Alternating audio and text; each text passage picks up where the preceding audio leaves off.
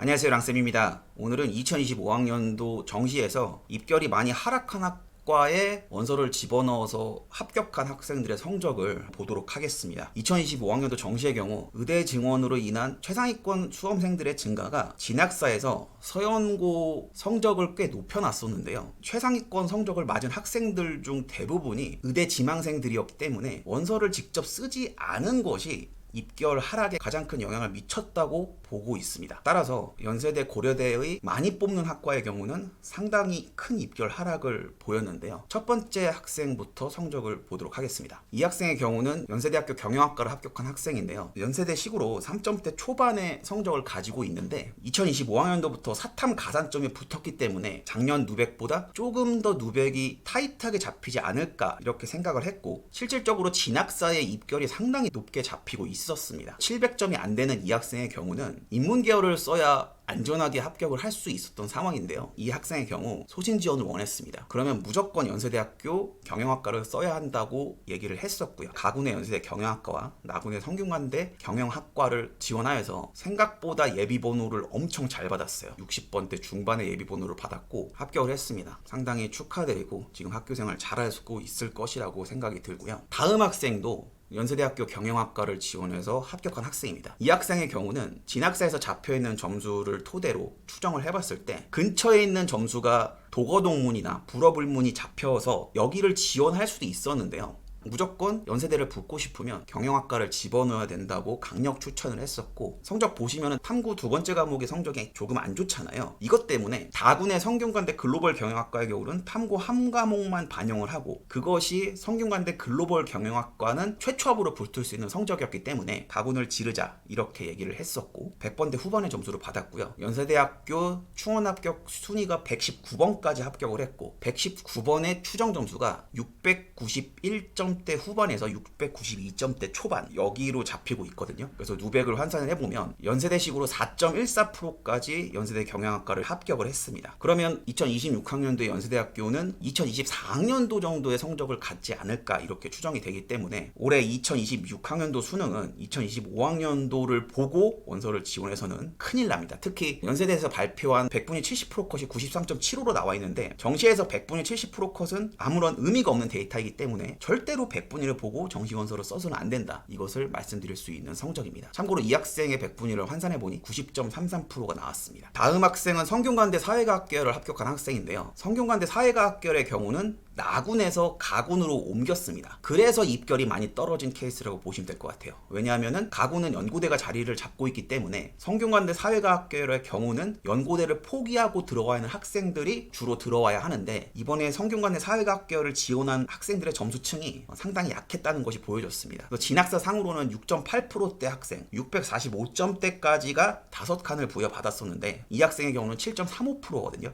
643점대의 학생이 합격을 했고요. 그래서 나군도 이 학생은 성균관대 한문교육과를 썼어요. 한문교육과의 경우는 딱 한문교육과에 맞는 점수대로 들어가야지만 합격을 할 수가 있고, 반면에 이런 사회과학 계열 같이 많이 뽑는 학과의 경우는 추합이 많이 발생할 수밖에 없는 구조이기 때문에 이렇게 입결이 하락을 할 수 있다는 점을 여러분들께서 참고하시면 되겠고요. 이번에 사회과학 계열이 상당히 입결이 하락을 해서 성균관대식으로 8.1%의 학생까지 합격을 했습니다. 이것을 성균관대식으로 환산했을 때 641점 대 초중반 학생까지 합격한 것을 확인했고요. 반면에 한문교육과의 경우는 사회과학계열로 빠져나간 이 학생의 점수가 643점대 후반 점수잖아요. 643점대 초반 점수까지가 합격을 했고 노백상으로는 7.65%까지 합격했다는 것을 확인했습니다. 그만큼 한문교육과는 성균관대를 너무 가고 싶어하는 학생들이 점수를 딱 맞춰서 들어가는 곳이기 때문에 절대로 상향 지원을 해서는 안 된다. 이것을 꼭 명심하셔야 하고요. 이거는 2026학년도에도 똑같은 공식이 성립을 합니다. 다음은 한양대학교 자연계열에서 입결이 하락해서 합격한 학생들의 성적을 보겠는데요. 2025학년도 한양대의 경우는 성균관대에 상당히 가려져서 가군 자체가 인기가 없었어요. 따라서 처음으로 컴퓨터 소프트웨어학과의 입결이 엄청나게 하락을 했고요. 실제로 합격한 학생의 점수를 놓고 봤을 때 이 원자력 공학과를 합격한 학생의 경우 안전하게 들어가려면 식품영양학과를 썼었어야 했습니다. 하지만 나군에서 서강대가 잡혔기 때문에 가군을 좀 공격적으로 쓸 수가 있었고 이 친구가 원하는 원자력 공학과에 합격을 했고요. 100분위로 따지면은 90%밖에 안 됩니다. 이 100분위가 주는 의미는 대략적인 라인의 선이지 절대적인 입결을 보여주는 것이 아니기 때문에 참고로만 활용하셔야 합니다. 그래서 원자력공학과의 경우는 이 친구도 5.9니까 6% 정도의 학생인데 이 친구보다 더 많이 점수가 빠져서 7.7%까지 938점대 학생까지 합격한 것으로 확인이 됐습니다. 다음은 한양대 도시공학과인데요. 한양대 도시공학과를 쓴 이 학생의 경우 나군에서 이화여대 자유전공을 최초합으로 합격한 상태였고요. 진학사에서 점수가 상당히 높게 잡혀 있는데 도시공학과의 경우 933점대 학생까지 합격한 것을 확인했습니다. 한양대식으로 8.6%고요. 이 학생은 937점대여서 추가 합격으로 한양대에서 즐거운 대학 생활을 하고 있을 것으로 추정이 됩니다. 그만큼 가군 한양대가 2023학년도, 2024학년도 다 입결이 높았거든요. 특히 수학 성적이 상당히 좋은데 국어가 상대적으로 조금 떨어진 학생들이 한양대를 들어가기 아주 적합한 성적 구조를 가지고 있는데 이번에 수학을 상당히 잘 본 학생들, 이런 학생들은 성균관대를 지원한 학생들이 상당히 많았습니다. 그래서 한양대가 인기가 없었어요. 2026학년도에는 한양대학교는 2024학년도에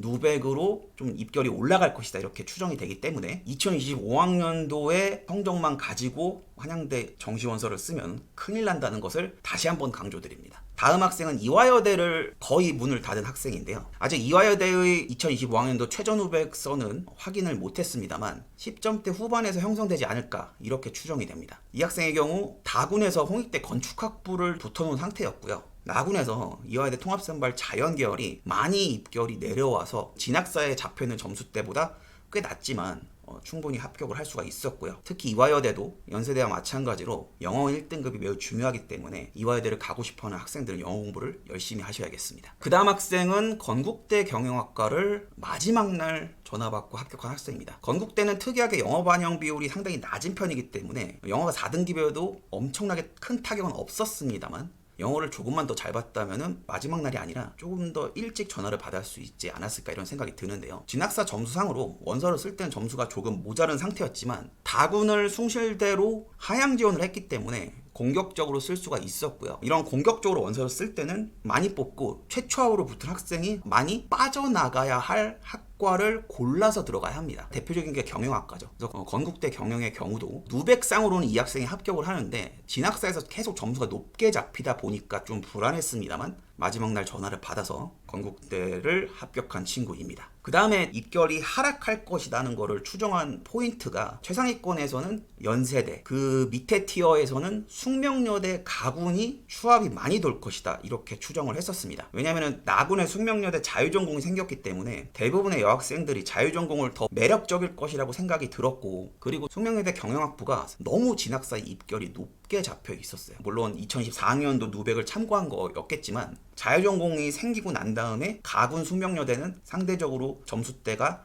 낮아질 것이라고 예측을 했고 그 예측은 맞았습니다. 지금 첫 번째 보신 학생의 경우는 국민대를 쓰면 붙는 성적인데요. 그렇지만 다군을 홍익대를 써서 붙기에는 모자르는 성적이에요. 진학사의 점수 변화를 보시면 900점대 초반에서 890점대 후반을 왔다 갔다 하고 있었습니다. 이 친구의 경우는 887점이었고요.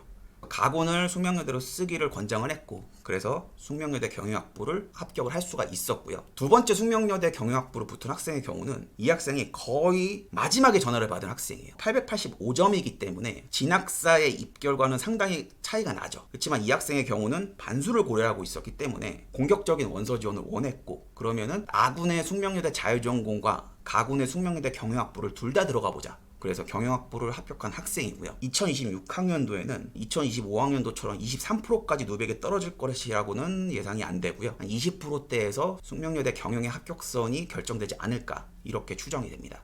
이 학생의 경우 가군 숙명여대를 붙지 않았더라면 다군의 퇴계혁신 칼리지를 합격했을 점수라고 예상하시면 되겠고요. 마지막으로 보실 성적이 숙명여대 아동복지학부를 합격한 학생입니다. 이 학생도 점수가 모자르는데 전반적으로 가군 숙명여대 입결이 상당히 부진했어요. 연세대나 한양대 자연계열과 마찬가지로 지원하는 실지원자들의 점수층이 그렇게 두텁지 못했다는 것을 보여주고 있습니다. 수학이 많이 아쉬운 학생인데요. 진학사상에서의 누백이 2024학년도나 2023학년도보다 상당히 높게 잡혀 있었거든요. 그러다 보니까 원서를 쓰기 생각보다 쉽지 않은 점수긴 한데 나군과 다군을 안전하게 지원하고 가군을 질러서 숙명여대 아동복지학부를 합격할 수가 있었습니다. 그럼 이 정도의 성적을 가진 친구들이 다군의 광운대학교 자유전공을 쓰면은 최초 초합으로 붙는 성적이다. 이것을 보실 수가 있습니다. 그래서 다군의 단국대 퇴계혁신칼리지나 광운대 자유전공의 경우는 가군의 숙명여대나 국민대를 합격하는 친구들이 다군의 홍대를 쓸 수가 없을 때 생각보다 다군 숭실대 자전은 높거든요. 그러다 보니까 단국대 퇴계나 광운대 자유전공을 선택을 하는 친구들이 많습니다. 이 말은 다군을 질르려면 단국대 퇴계나 광운대 자유전공이 꽤 추합이 많이 돈다. 이것을 보여주는 사례가